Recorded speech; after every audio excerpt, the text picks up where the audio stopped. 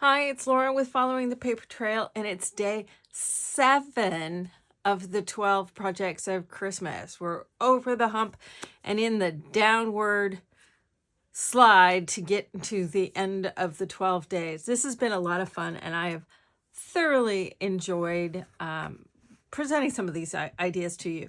As I mentioned in the very beginning, some of the things that I would be doing are kind of going back in time to some projects, some bindings, some ideas that I had back in the past, and then bringing them forward, reimagining them, and using them in new ways for journaling versus albums and that sort of thing.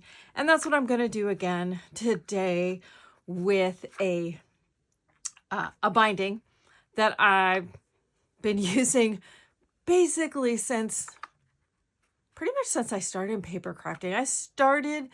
I did my very first paper crafting project in April of 2009.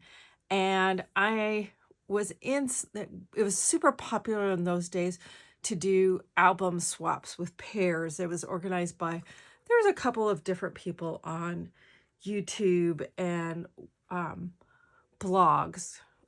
Instagram was not really much of anything in those days yet.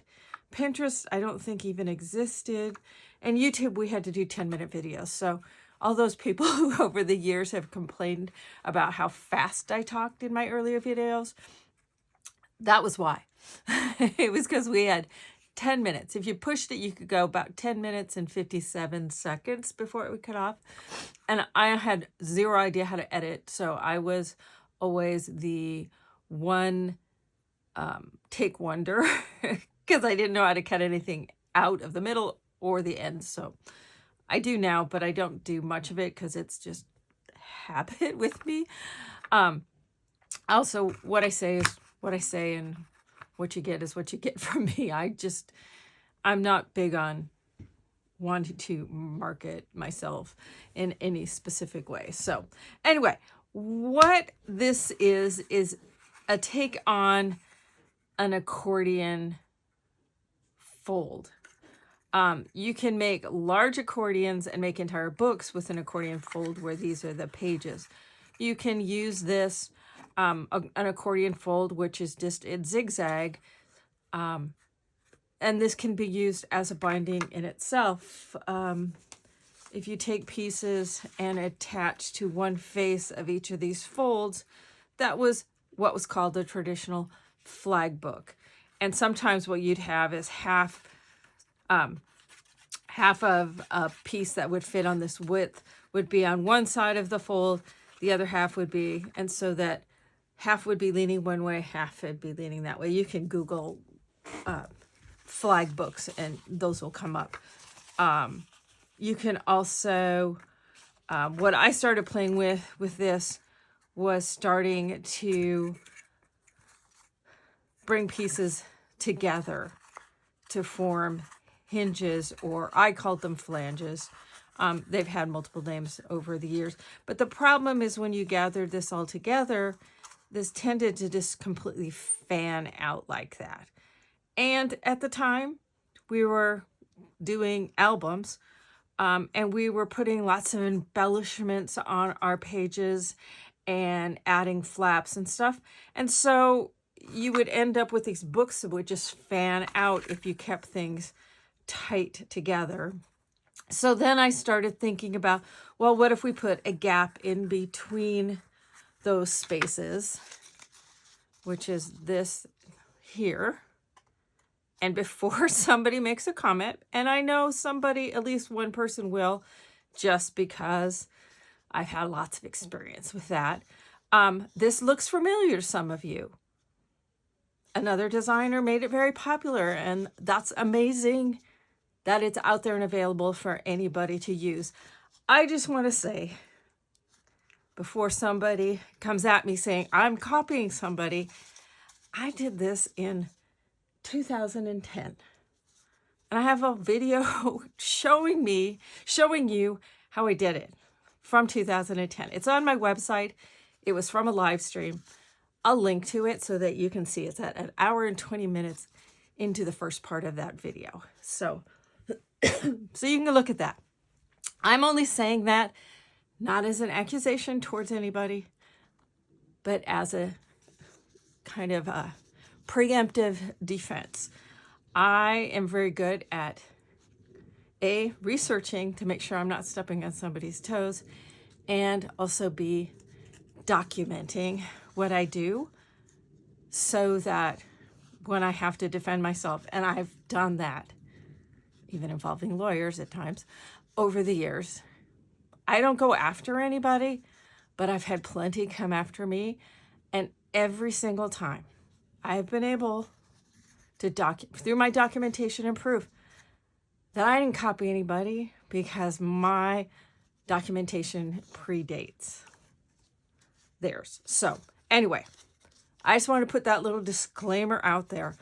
And then after I did this with space in between, and again, you had double for the fins and a channel in between to allow for the thickness of your pages. So this one I have a list here. I did the traditional one. It's been around probably since paper began. I did this next one. I took these out of order, so that screwed me up. Okay, so the traditional. Then in 2009, this is like 4 months after I started. It was in the summer of 2009, 4 months after I started paper crafting. By playing with this, I put a couple of them together, and I was noticing it created a pocket. So by putting those two together, attached at the end, and putting a gap in between, I did use this method when I did a little purse. It was basically kind of what's in your purse mini album form, and it had a flip phone, tells you how old it is. It had like a wallet, it had a set of keys, and they all slipped into these pockets, and it was a purse shape. Excuse me, and that is from, I want to say July or August 2009. I don't have the original because that was part of a swap album. So somebody out there has it or has tossed it by now. And then I did a tutorial, but I had to simplify the tutorial because what I had used on the first one wasn't readily available for me to do kits. And so I changed out, and it wasn't nearly as successful in my eyes, but it still used this accordion pockets, double accordion pockets.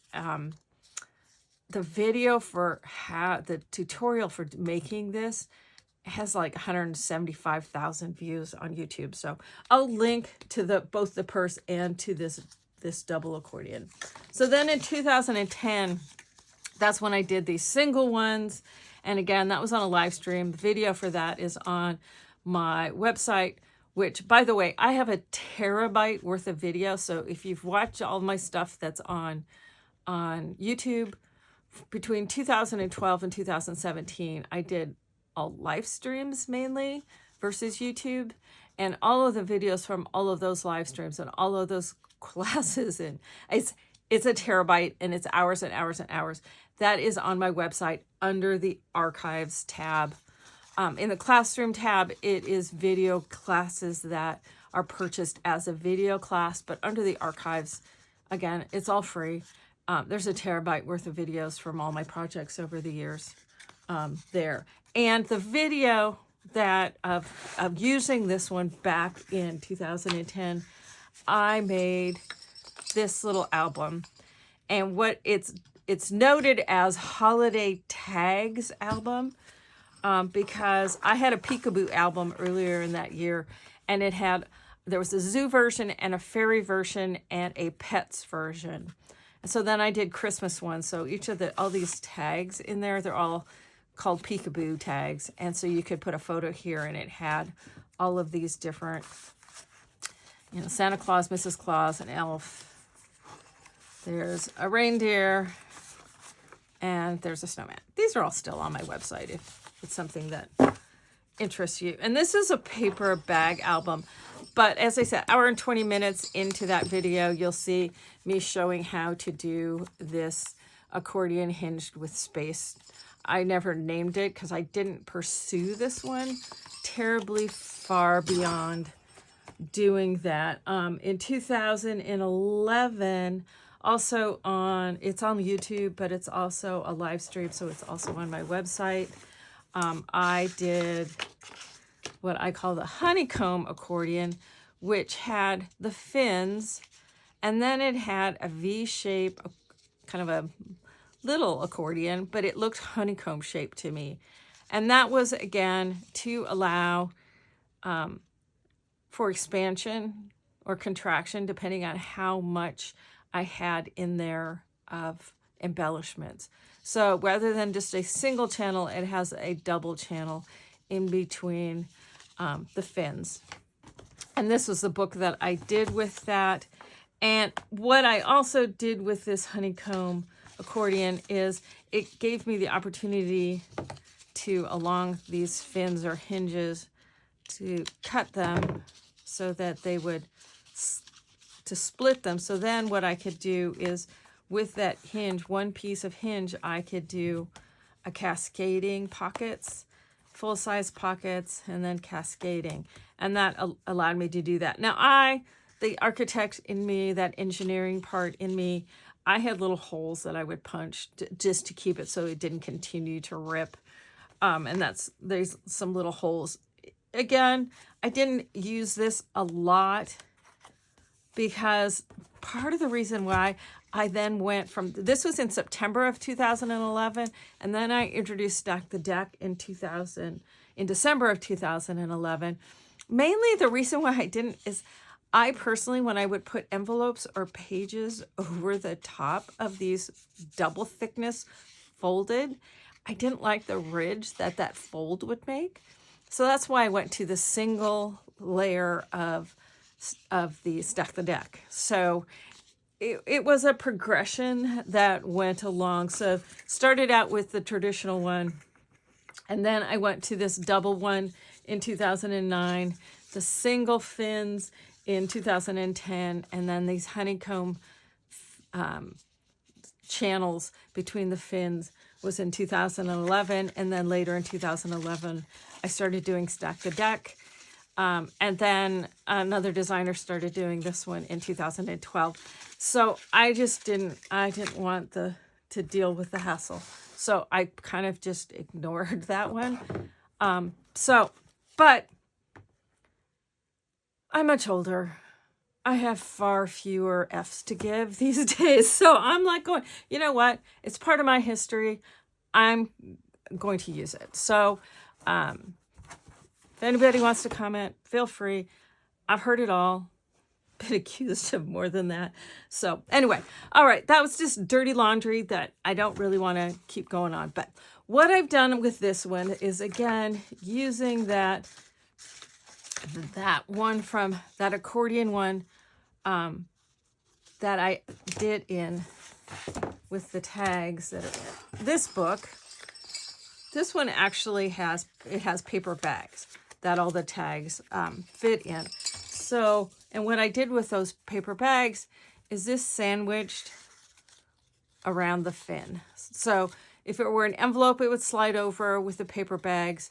Using the bottom of the paper bags, it just pinched on there. So you could still do that today. That's exactly what, you can go watch that video from 2011. The video quality sucks, but you know, hey, and I have my camera sitting on a box to look down onto my tabletop because, you know, now I've got all this stuff over the top of my desk that allows me to project, you know, I have lights on it, all of that, so that, you know, it makes it much easier to film these videos. But back in those days, I perched my computer camera thing on top of a box, you know, and also I think my phone rang or something, but I got booted out of my internet and I had to restart. That's why it's in two parts. So, you know, those stories, we were so in the weeds back in those days. That was in the early days, but of the live streaming. Now there's all these teaching platforms, all that stuff. So anyway, I digress yet again. So that's what I did with the paper bag over that. Well, in that same sort of idea, when I was digging for something else and I found this book, which is absolutely making my cats crazy because of these jingle bells on the back. When I found this book, it also reminded me, oh, wait, just like I did a fabric stack the deck, which I showed you, and then I showed you the removable tubes of binding to make a removable binding. So if I kind of combine the concept from the tube binding, I can turn this spaced accordion. I don't know what else I want to call it. I don't want to call it by somebody else's name for it. But with this, the spaced accordion, what you can do is you can, just like I did with, and these are even the exact same signatures, because rather than making whole new ones, when I'm still figuring out what I want to do paper-wise, but I can put on each side of the fins some fabric that then sandwiches the signature in between. So let me, these are again just on here temporarily with glue sticks. So let me pull one off. So what I've done is on the fins, after you've created, you always have two that are the fin and then a channel, two sections that are fin and then the channel. And you do really need a scoreboard or some way to score straight lines to be able to do this. Just trying to fold it straight, it'll never happen. And then you'll want to either glue or use some strong adhesive tape to attach these together to form your fins. And then you'll have a surface on the back with all these things folded when it stays flat, when I'm not gripping it. Then that can be attached into the spine of either a vintage book or the spine with some chipboard to create a book. But if I take and I just temporarily did a glue stick down to the fin on each side of the fin with an 1.25 inch wide strip of fabric, so that allows 1/2 inch for the fin and 3/4 inch to attach my signature. So then I can glue that in. I'm just temporarily gluing it with a glue stick, because then I'm going to do some hand stitching after I get my signatures, because I like to do my signatures separately and then assemble them into the book, because far too many times I assemble them in the book and then I don't work in the book, and then I want to use wet media, and then it's like, well, that doesn't really work because it's already in the book, and then, yeah, big long story. So this can then, and again, just like we did with the tube one, I'm coming up at about 1/16 to 1/8 of an inch. As you can see right there, there's the edge of the fin. So if I'm attaching that, allowing a 1/16 to 1/18 of an inch gap, so that this has the ability to kind of bend back and forth from the fin. So, and you can put in as many fins with this binding as you want, or as many signatures. So I've done 5 signatures in here, mainly because I was using a vintage book and I wanted 1/4 inch on each side and 1/4 inch between each signature. So that gives me 1.5 inches. I have 1.5 inch here. So this is 1.5 inches. If this was like 1.25 inches, I take one of these sections off. So that's 1.25 inches. And I'd rather go, so let's, if this was 1 5/8 inches or 1 3/8 inches, I would go to where my section here would be a total of 1.25 inches. So always go slightly smaller rather than trying to cram it in too large. When I take all these out, because now I have this all stitched, I can then glue this down into my book. I'll probably go ahead and cover each side of this with some fabric or tape or something. But this can get glued directly into the spine of my book. So anyway, and I did a double layer of straight stitching. I didn't care that it wasn't terribly straight. You can do zigzag if you want. You just want to make sure that you're not going over the edge of where that fin is. Also be aware, if you have used adhesive to bring your fins together, or to bring your accordion together to form that fin, your needle will get completely gummed up, and you will have to change your needle on your sewing machine afterwards, or at least wipe it down with some alcohol wipe, because the adhesive will get kind of gunky on your needle. I recommend you just go ahead and change it, because sewing through this heavier cardstock, plus a couple layers of fabric, plus the adhesive, that needle has gotten dull, even just doing one of these. So I designate needles that become too dull for sewing on fabric for when I'm quilting. I have a little bowl that they go in, and then when I'm sewing on paper, I grab one of those that are already too dull for sewing on fabric, and I use those for sewing on paper, because paper, the most of it's wood pulp type thing. That wood pulp that creates paper, or even if it's cotton rag paper, but that stuff dulls your sewing machine needles faster than fabric will. So anyway, but this gives me it gives me spacing between each of the signatures. Let me just slip this guy in there, and then we can slip it inside the book, and that'll glue right in there. But it spaces out my signatures just like you would with pages. You could do the same sort of thing if you wanted pages rather than signatures. You could do pages. And in actuality, if they're a sleeve type, they can go up and over this fabric if you wanted to. I don't quite see much point to doing that, but you can. So that's, let me just glue this in with my glue stick real quick so it's not flopping out and about. These poor signatures have been glued into, what, 3 books now? So it's got plenty of glue on that spine. But they will be, part of the reason I did the colors that I did with this fabric is these signatures are going to live in this book. And I'm making other signatures for the other books. So this will then be attached into my spine, and there we go. Oh, wait, they're hanging out a little. I'm just going to do some sort of extension, whether I add something along there or whatever, or if it's just hanging out, I don't really care. That's totally fine with me. You can also make a cover that fits, you know, whatever size you want it to be, and you can make your signatures then to fit that size. But yeah, so just adding fabric to an accordion binding to attach signatures so that you can use it for a journal versus pages as if it were an album for pictures, etc.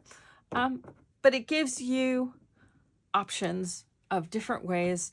You don't have to always just stitch everything into a book. You can have it be attached, whether you're using a detachable one or an attached one like this. You can, however, for instance, I can work on each of my signatures, get them done, pamphlet stitch them together, and then attach them in, and then I can do some hand stitching to attach this cover of my signature. So it's a great way to just have some different methods up your sleeve of how to create your journals. I know I personally tend to get kind of stuck into a rut of how I like to do them. So I think it's always a good idea to have a little bit more of an arsenal of what you can use. So hopefully this gives you some ideas of another way that you can create a journal. So we're going to go a little bit different direction tomorrow. And we have a couple more where I'm looking to the past to bring it to the future. So, but just after today, there's just, what, 5 more days after today. But I'm having a blast with this, and I hope you're enjoying it. Again, didn't really do Christmas themed this year. I thought it was more important to give you things that you can use, you know, into the future rather than just for Christmas right now. So hopefully you enjoy this, and I look forward to seeing you tomorrow. Thanks a bunch.